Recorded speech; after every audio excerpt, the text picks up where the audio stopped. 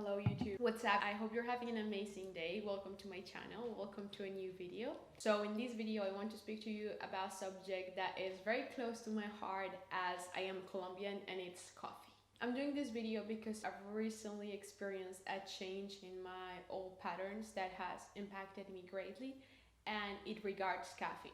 You pull my leash and there I come.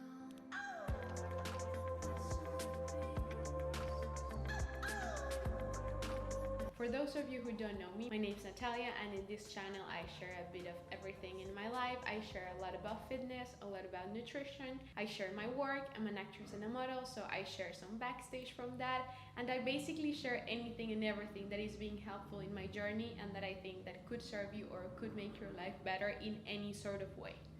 So as I told you before, I was born and raised in Colombia, and we are a country where coffee is a very cultural thing. We drink coffee with our friends, we drink coffee with our families, we drink coffee to socialize, we drink coffee in the morning, we connect to our loved ones because of their coffee. I, for example, have a very high regard for my grandma's coffee.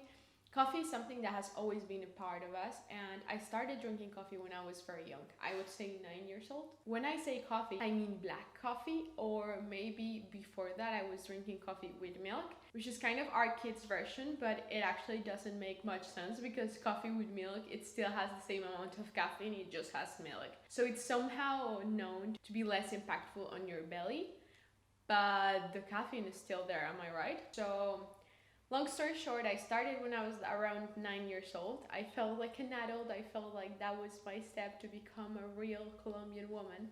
And since then, I've been drinking coffee non-stop. I also learned the amazing uses of coffee during high school because the level of my assessments was quite hard. So I started using it as a way to keep me up at night so I could finish my projects, and it just became something that I knew I could come to whenever I needed that extra push of energy, right? Then I moved to France. I kept on drinking coffee, not the same way. I was doing a lot of long blacks, but still all in about coffee. I was completely unconscious about the effects that coffee had on my sleep, in the sense that I would still be able to fall asleep after drinking coffee at 6 p.m. So I would assume that it wouldn't interrupt me, and that maybe it would be other people that would get affected by drinking it at night, but not me. And then I was also doing energy drinks before my training. For those of you who know me, I am completely obsessed with Monster Ultra.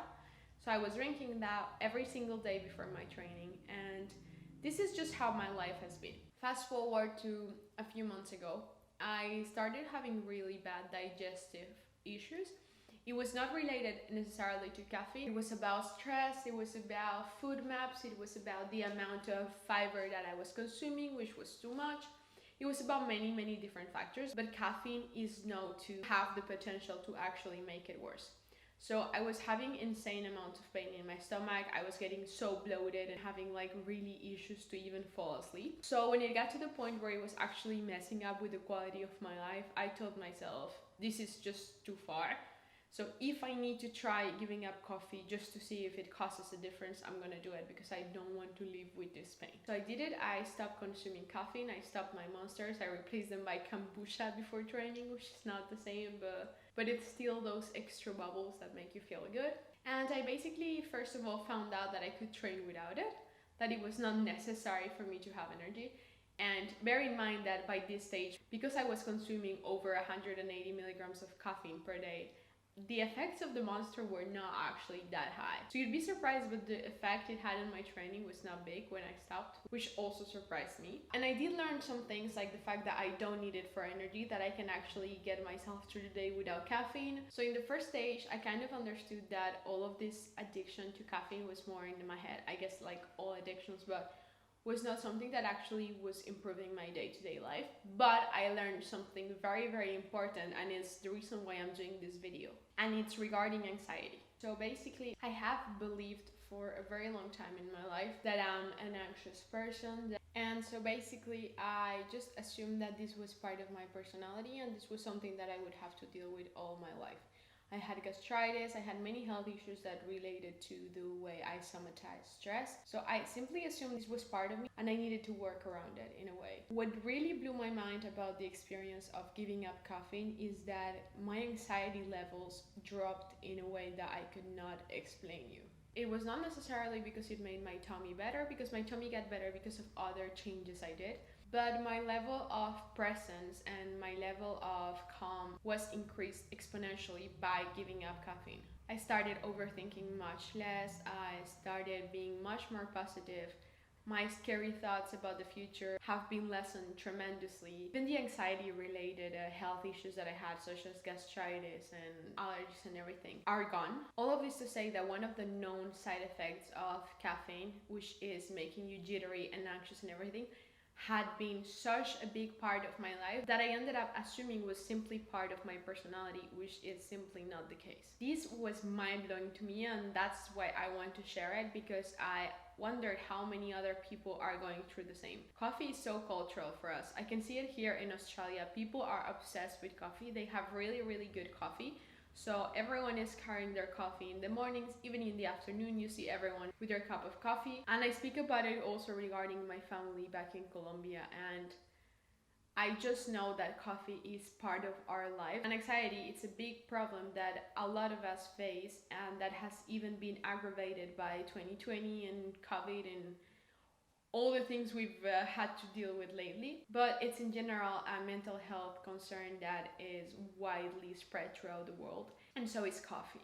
So before you turn off this video, I'm not doing a video against coffee. I still adore coffee and I still have caffeine sometimes.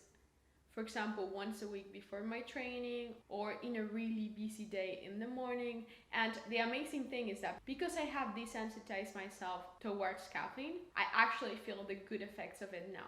But what I'm trying to do in this video, it's only hopefully push you to ask yourself the question of whether or not you're using caffeine in a good way and whether or not it's messing up with your mental health. I would have never believed someone who would have told me this a few months ago, simply because I've been defending caffeine since I was born.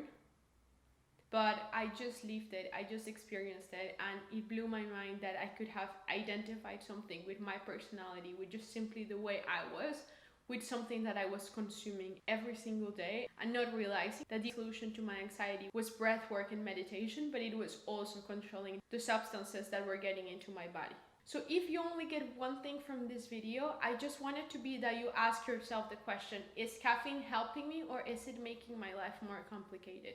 It's a hard thing to ask yourself because it's an addiction. And we're going to be biased to thinking that what we're doing is the right thing.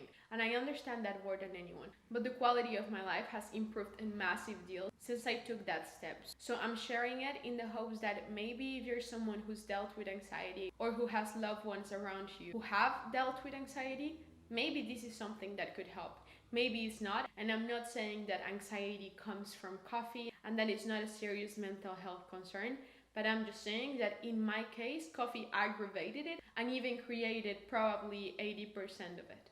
Just so you know, if you ever try giving up caffeine for a few weeks, you should know that you're not going to feel your best in the first days, and it's going to take you at least 2 weeks. You're not going to feel better day by day. That's not how a withdrawal works. You're going to feel worse and worse because your body is asking for it up until the point where you feel good. So don't be discouraged by the fact that 1 week after stopping caffeine, you feel even less energetic than a week ago. It's normal. It's a normal process for your body when it's getting rid of an addiction. So you need to go through these 2 weeks that are not so fun to get to the point where your body is okay without the substance and when you can actually see whether or not it has good effects on you. If you've had any experiences like that with caffeine, if you've already stopped and felt better, or if you actually have stopped and felt just as anxious, please let me know in comments. I would actually really like to know, and it might help other people. So drop a comment down below, and while you're there, please don't hesitate to give this video a thumbs up and to subscribe to the channel if you want to see the next videos. That's it for this video. I hope you enjoyed it. I hope it serves you in any sort of way, and I hope you have an amazing, amazing day. Mwah!